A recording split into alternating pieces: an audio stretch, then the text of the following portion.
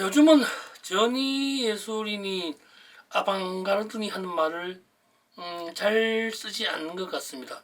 뭐 지금 학교 생활이나 뭐 젊은 화가들에게는 좀 많이 쓰는 말이긴 하겠습니다만, 글쎄요, 실험미술이라는 말도 최근에는 좀 잘 못 들어봤던 것 같아요.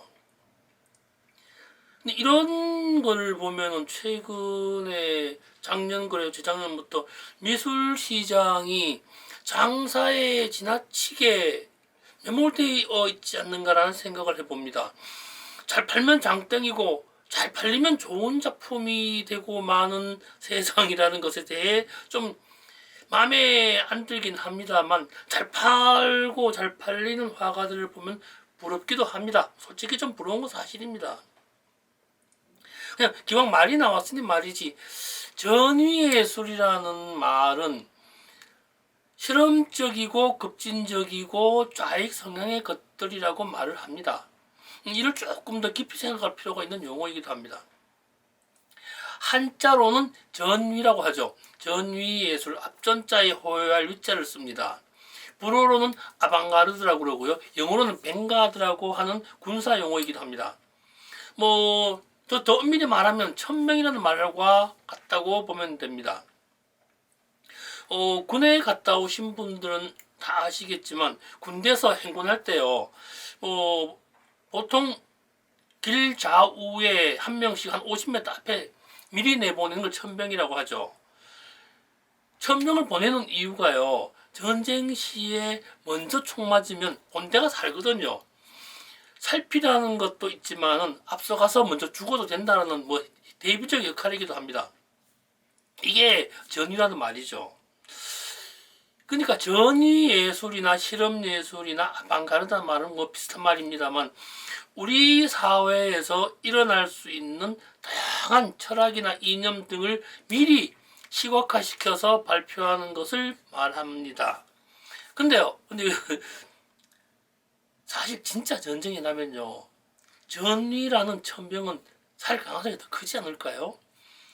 만약에 적군이라면 천병이 오고 있어, 본대를 타격해야 되니까 천병, 근데 전위 예술하는 사람들은 살려놔야 본대를 이해할 수 있게 되는 거거든요.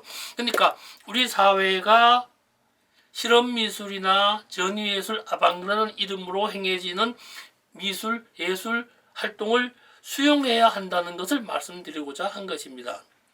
그게 설령 팔리지 않더라도 말입니다. 언젠가 좀 우리 아트페어 현장에도 이러한 실험적 미술, 아방가르드 성향의 작품이 자주 발견되었으면 좋겠습니다. 미술품 견본 시장이라는 아트페어에서 말입니다. 근데 이게 아트페어에서 이런 것들이 등장하는 당연한 말인데 왜 제가 어색해하죠? 참 웃기는 일입니다. 안녕하세요. 미술시장의 새로운 패러다임을 구축해 나가고 있는 미술만평 228회차 박정수입니다. 본론에 앞서서 전위예술을 이야기한 이유는 지난 227회차에 이어서 전속 화가의 선택과 마케팅에 대한 이야기를 이어나가기 위해서입니다.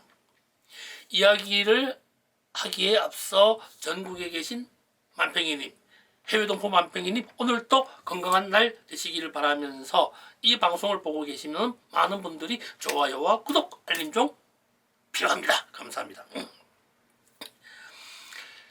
미술 시장에 진입하기 위해서는 이미 익숙한 이미지를 잘 그리는 이보다는 낯선 것을 선택하는 것이 이러한 이유이기도 합니다. 전속화가일 경우 말씀드리는 거예요. 유명하고 잘 팔리는 화가들은 전속할 이유가 없고요. 잘 아는 그림들은 이미 유행처럼 번져져 있기 때문에 미술 시장에 어떤 하나의 방점을 찍기가 어렵다고 보기 때문입니다. 그렇다고 과도한 전위나 실험 미술이 아닌 이 적당한 위치에서 약간의 실험성이 깃든 정신을 가진 화가를 만나기를 원합니다.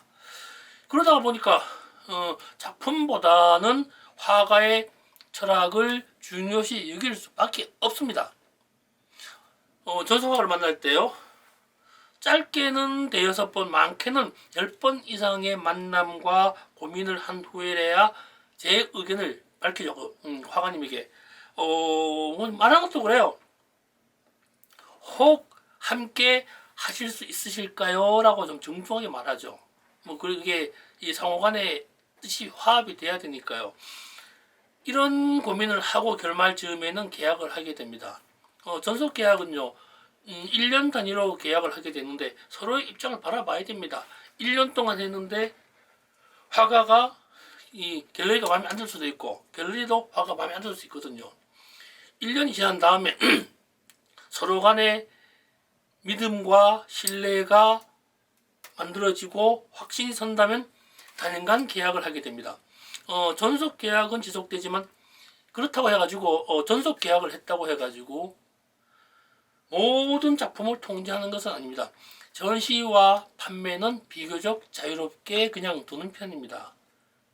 전속 계약 조건 중에는 제작되는 모든 작품에 대한 저작권 관리와 이미지 관리는 저기 회사에서 진행을 합니다만, 우리 근데 다른 말로 하면요, 더 아트나인 갤러리에서 전시되거나 초대된 작품에 대해서만 일정 기간 동안 판매권 및 독점권을 가지지만 작업실에서 그려진 그림들, 여타의 그림들, 다른 화랑에 전시되었던 전시들, 뭐 그런 것들은 다른 화랑에 전시를 하거나 타 아트페어에 가거나 뭐 기타 등 활동을 해도 구속을 하지 않습니다.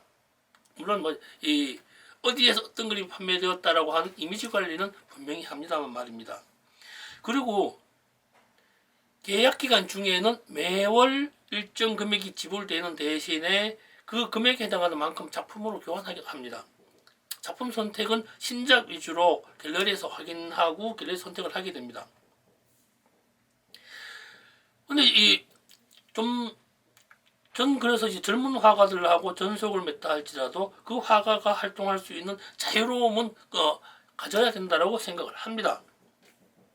근데 지금 이쯤 돼가지고요, 얼마를 주느냐 어떻게 되느냐 묻지 말아주세요. 궁금하더라도 좀 참아주셔야 되는 게, 화가들마다 각기 다르고 조건마다 다 다르기 때문에 작품 가격이 다 다르잖아요. 그리고 이건 대입이면서 대입입니다. 좀 웃기는 얘기지만 그런 상황이 좀 발생을 하기도 합니다. 아트페어 같은 경우에도 더 아트나인 갤러리가 참여하지 않는 아트페어에는 스스로 참여를 독려하거나 권하기도 합니다. 또한 여기다가 우리 갤러리와 돈독한 잘 아는 친한 갤러리에게는 우리 화가 좀 데려가 주세요라고 부탁하기도 합니다. 그렇게 돼야 되거든요. 유명세를 확보하고 있지 않기 때문에 작품 노출은 가능한 한 많은 곳에 노출되기를 바라기 때문입니다. 그리고 또 한편으로는 이것도 있죠. 이 화가에게 부탁하는 것이 오프닝 품앗이도 좀 권합니다. 예술가라면은 예술가가 예술가를 인정해야 예술가이라는 타이틀을 가질 수 있는 사회적 분위기이기 때문에 내가 다른 사람 전시장에 가서 나 화가라고 소개가 되고 내 전시에 그 화가들이 와주면 서로 간에 유대감이 많이 형성되거든요. 근데 그런 것들 이야기 많이 합니다. 뭐 요즘은 일반화되어 있지만 뭐 얼굴 정도 알고 있는 화가라면 전시장에 가서 뭐 꽃이나 뭐 케이크 이런 것보다는 카톡으로 커피를 선물해 주기를 좀 권하기도 합니다. 이것도 권하죠. 그냥 뭐 10,000몇천 원이면은 그 작가의 핸드폰에 낯선 화가의 이름과 분위기가 전달될 수 있거든요. 쓸 수 있는 만큼의 뭐 편리한 마케팅 방법인 것 같아요. 전시 인쇄물에는 그 전시하는 작가의 전화번 연락처가 있거든요. 그러니까 뭐 재차 말씀드리지만 꽃이나 케이크보다는 저렴하면서 확실한 마케팅입니다. 관계 형성에 되게 편리한 방법입니다. 요즘 많이들 하고 계시더라고요. 그렇게요. 전속 계약을 한 그 시점부터는 그 화가 가지고 있는 작품 성향을 이해하려고 합니다. 절대로 구속하거나 만들거나 뭐 억지스럽지 않습니다. 제가 다가가서 그 작가의 그 화가의 작품 성향을 이해하는 것이 더 먼저라고 생각을 합니다. 그리고 그러한 성향이 이해가 되면 스토리텔링을 형성할 수 있는 다양한 여건을 만들어내고 여건을 제작하기 시작합니다. 이렇게 스토리텔링이라는 것이 있어야 좀 이 확산 속도가 좀 빠르더라고요. 이런 일을 진행한 한편으로는 갤러리에서 저희 그 더아트나인 갤러리에서 작품을 구매하신 모든 고객들에게 이 화가님 전속 계약했습니다라고 알리기 시작합니다. 그렇게 되거든요. 전속 계약을 한 화가이므로 관심 있게 바라봐 주세요. 지속적으로 봐주세요라고 한 정중한 부탁이 시작되는 거죠.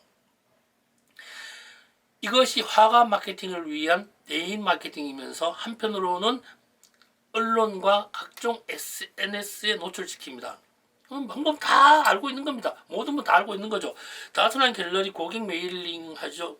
고객 메일링을 하고요. 유튜브에 노출을 시킵니다. 유튜브가 장 대담을 해가지고 그것을 URL을 복사해가지고 많은 분들에게 볼 수 있게끔 전환을 시키죠. 이렇게 한 두세 달 정도가 지나면은 그룹전이나 외부 활동, 타 갤러리 아트페어, 개인점을 다 이 연락을 해서 본인이 활동할 수 있는 여건을 좀 많이 만들어냅니다. 그러면서 다트나인 갤러리에서 개인 초대전을 준비하기 시작을 합니다. 사전에 작품 내용 및 인터뷰에 따른 홍보 활동을 하면서 개인전에 대한 이미지를 미리 받아서 고객들에게 알리기 시작을 하죠.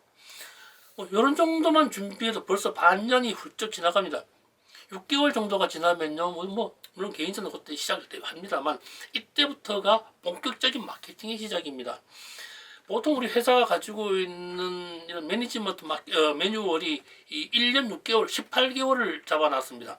18개월 동안 매뉴얼대로 움직였다가 그 화가의 성향이 좀 맞지 않다, 선택이 잘못되었다 그러면 서로 재계약할 때는 고민해 봐야 됩니다. 솔직한 얘기 아닙니까?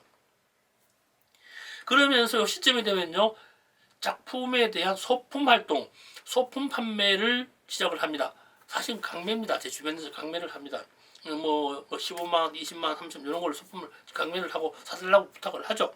가격과 상관없이 그 화가의 작품 이미지를 가지고 있으면은 그 사람은요, 가지고 소장자는요, 그 화가에 관심을 둘 수밖에 없습니다. 그러니까 소장시키는 것이 우선된다는 거죠. 이게 마케팅하는 방법 중에 제가 자주 써먹는 일이기도 합니다.